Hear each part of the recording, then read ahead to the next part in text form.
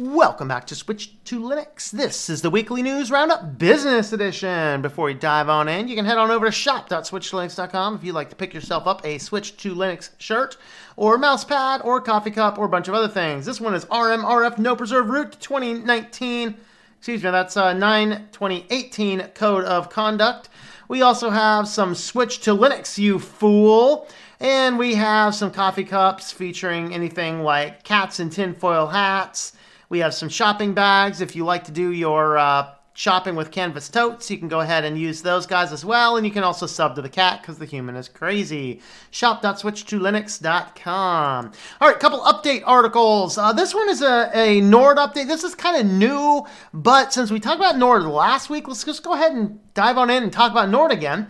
So Nord user passwords were exposed in a massive credential stuffing attack. So the credential stuffing attack is when a database is breached and then they use these credentials and test if your credentials work on other services as well. And it turns out that about 7,000 or so people were using the same password on NordVPN as they were using on other things. People, do not use the same password across different services. Now, other people have criticized Nord for this, indicating that they could have done more. So like Google and Facebook and other companies always are checking the hashes of different passwords. And if they find that you're using a password on another site, they will reset your password and notify you of it. So that is definitely something that they weren't doing. So this is not in any way related to the server key breach, but it is yet another negative thing on NordVPN in the last week. So I guess it was 2,000 users. Their usernames and raw text passwords were exposed on a public, several public boards, messaging boards. So if you are using NordVPN, make sure that you are changing your password. Get in there and do that. This is pretty much wouldn't be a big deal if Nord wasn't already in the news. It's just this is more onus on the user because it's like, don't be using the same passwords on different things. And in reality, what is more frightening here, like the article, of course, is clearly anti-Nord. They're like, I'd argue Nord shares the bulk of the responsibilities. Why? Because somebody else is using that? His argument is that many of these other services proactively sift through credential lists. Yeah, maybe, but they also don't have the budget of Google and Facebook and Amazon. So, just a thought. Another update, Adobe continues their service in Venezuela and then gives everybody 3 free months of access saying, I'm sorry. Guys, I hope that Venezuela lost over 50 or 60 or more % of their Adobe business already because of this snafu. Maybe people finally woke up to realize, oh, the company can actually just shut us off instantly and not refund us or anything. I hope that that scared enough people into looking at alternatives that now they're come back and like, hey guys, we're back. They're like, I don't care. I found something better. Don't care. Don't care. Found something better. And so basically what happened is Adobe had a communication with the United States government, has been granted a license to provide their full list of services in Venezuela. So Adobe is back in Venezuela, but hopefully you guys have moved on to open source software or at least some alternative that is not Adobe. All right, on to the news. California has been doing systematic blackouts. In other words, they're intentionally and manually shutting off power because apparently these power stations are what's causing all these California wildfires. The problem is when they're shutting it down, hospitals are choosing between, do we keep the refrigerators of all of our medicines going, or do we keep our essential infrastructure of computerized health record data because we don't know how to actually practice medicine without a computer anymore. Now, of course, we did a video not too long ago with the supporters on the stream looking at the dangerous infrastructure, particularly dealing with the ransomware attacks on several hospitals in the United States and in Australia, where their computer systems were taken down, and so the hospitals had to turn away patients because they didn't have computer systems to do their work for them. And so now with the systematic blackouts, the hospitals can choose to either keep the medicine refrigerators running or to keep the computer systems running, but they can't have both. If you live in California, just don't get hurt, okay? Don't get hurt and don't need to go to a hospital. So just a fun FYI. Introducing Uber Money. Do you use Uber? Do you want an Uber credit card? Well, you can have an Uber credit card. Of course, if you're a driver, now they'll stop paying you in actual money and give you money on a prepaid debit card. I hate it when companies start doing this. You go out to apply for a job. If your job's like, okay, we're going to pay you by loading your prepaid debit card, slap that fool silly and get yourself another job. Because this is insane. Now, I don't think they're forcing people to do this. It's just an option. But anyway, what Uber is doing is they wanted to have the ability to, they're seeing all the cool stuff Apple's doing with their cards, like, putting phones on your credit cards. Oh, Lord. But anyway, what they're doing here is they're trying to say here, we're using these different services. So if you are an Uber driver, you will be issued a debit card, not a credit card, a debit card, and you can choose to have your payouts made directly to that card. Now, the cool thing that is for the drivers is that you can actually get your payouts as soon as the ride is over. So you're running low in gas, you're like, oh, I don't have any money on me, my credit cards are maxed out, and I don't have another job, and that's why I'm driving Uber.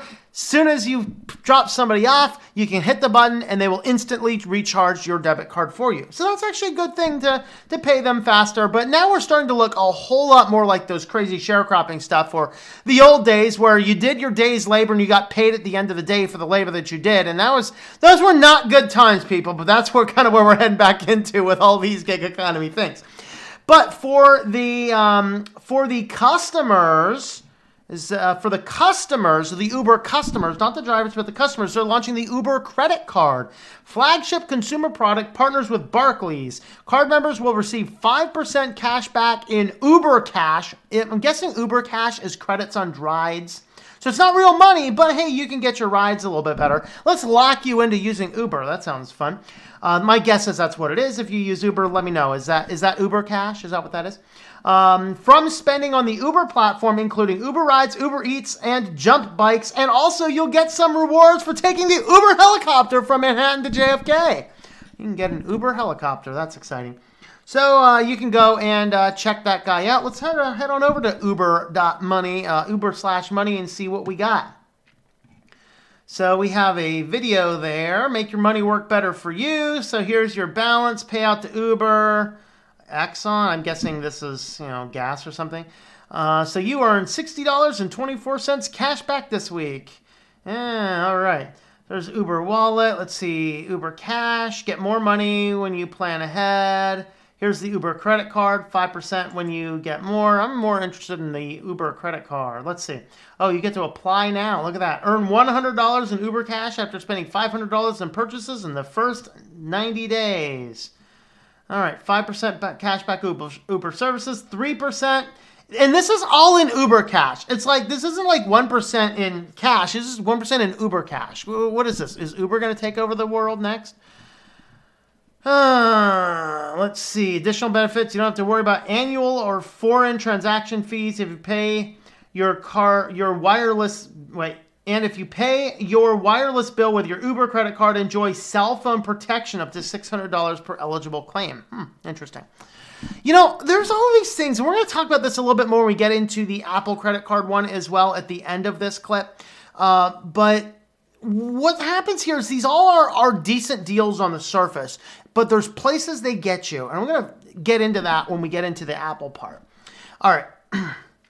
So Uber, Lyft, DoorDash, and unveil a ballot measure to fight California gig economy laws. So the California gig economy came out and basically saying, they had this ABC test to determine if you were a contractor or whatever else.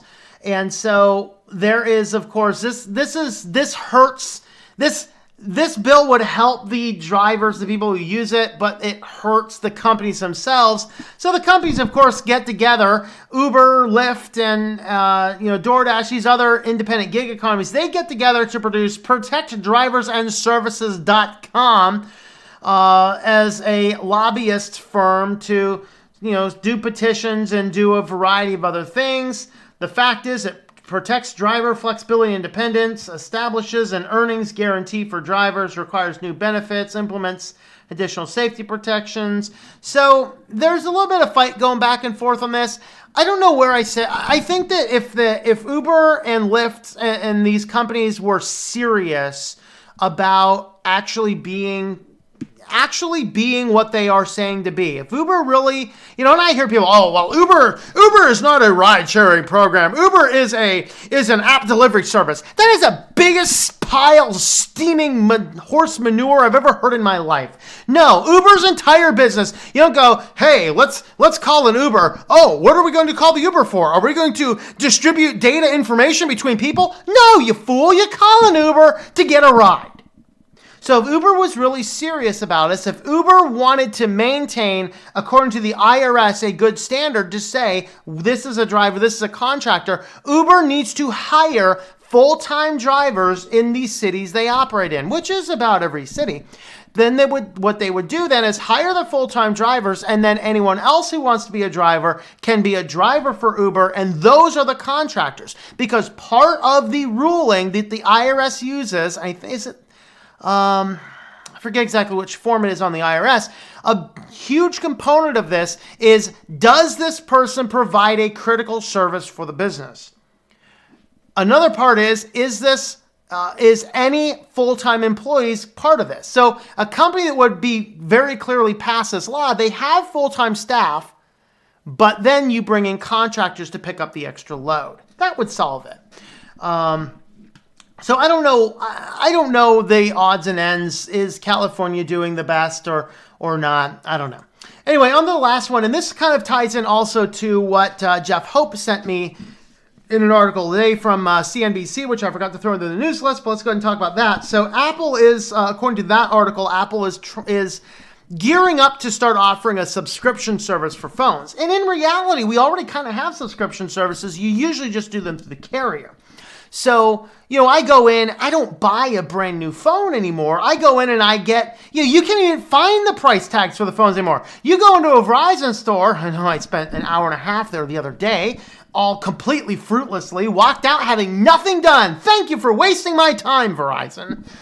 But anyway, you go through there and you don't see any price tags on anything anymore. It's all $33 a month, $15 a month, $25 a month, $82 a month. It's like, dude, tell me how much the phone is. They don't want to do that because we are so pushed into this debt culture. We never stop and say, can I afford this?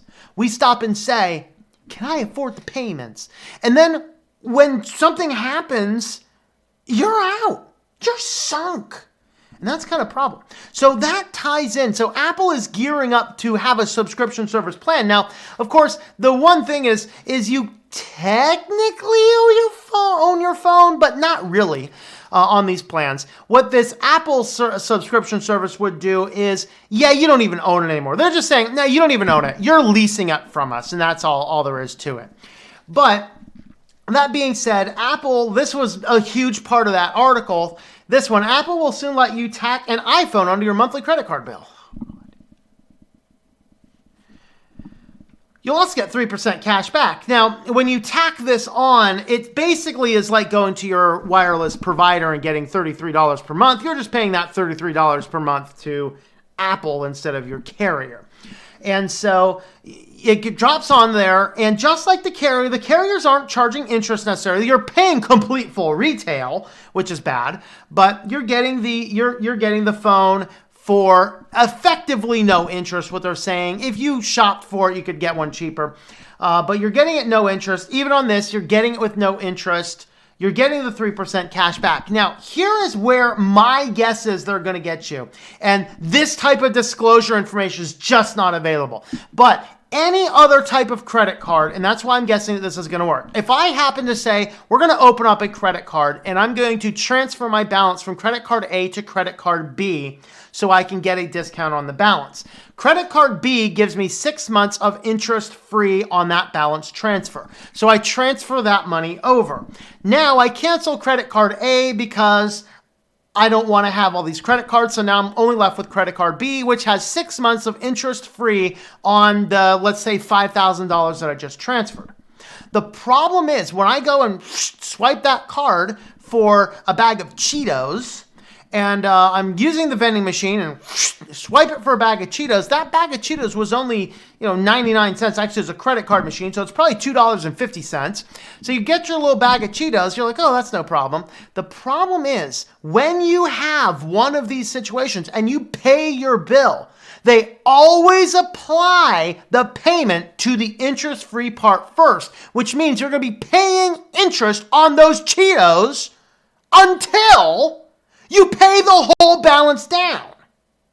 So while you are getting this payment interest-free, my guess is, this is a hypothesis, my guess is when you pay the money on this, it applies to the free, it does not apply to paying it down. In other words, if you throw an iPhone on this, you are not going to be able to pay your card down to zero unless you legitimately pay your card down to zero.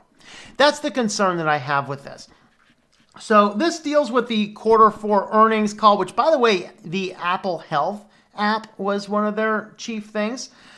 So the Apple Card now, you can now add the iPhone to the Apple Card, pay for it over 24 months with zero interest, and get 3% cash back, and manage payments in the Wallet app in one fell swoop. Apple offers a number of ways to finance the cost of the iPhone, such as the iPhone Upgrade Program, and it seems the only manage payments in the Wallet app portion is truly new. Apple already offers Apple cardholders 3% cash back when they make purchases in stores and lets you pay for phones in 24 installments while getting cash back if you make those payments on time with the Apple Card. Timeline later this year for the new installment. So that's kind of where my issue is. How does the interplay work? Because that's how almost all these work. Guys, when you're playing with credit cards, you're playing with snakes. Carrying any balance is going to be dangerous. And so I have a serious concern with what this is doing.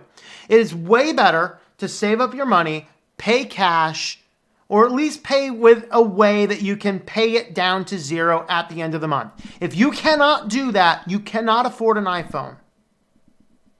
I know, but it's my iPhone. There's a hilarious video the other day on Dave Ramsey's show where this lady had this 7-year-old phone. She's like, I'm thinking I need a new phone. We're $75,000 in debt, and we can buy this new phone for like, I don't know, a couple $100, whatever it was. I think it was $300, maybe it was more. And he's just like, okay, what's the purpose of the phone? Does it work? Yeah, well, it just doesn't take pictures well. Buy a digital camera. It's like $50, And so you get this going. The problem is we justify these things. We're like, oh, we got to have the latest phone. Like I knew this lady in this business group I was in, and, working multiple jobs to try and pay down all the debt and student loans and all this kind of stuff. And she's running around with an iPhone. Now, this was last year, right when the iPhone 10 was out, just walking around with an iPhone 10. It's like you're working like 3 jobs. You never see your child because you're working so many jobs, because you got student loans and credit cards and all this, and you have a $1,000 phone. Stop it. Stop it. There's no point. You got to be careful with this stuff. Those are my thoughts. Let me know your thoughts in the comments down below.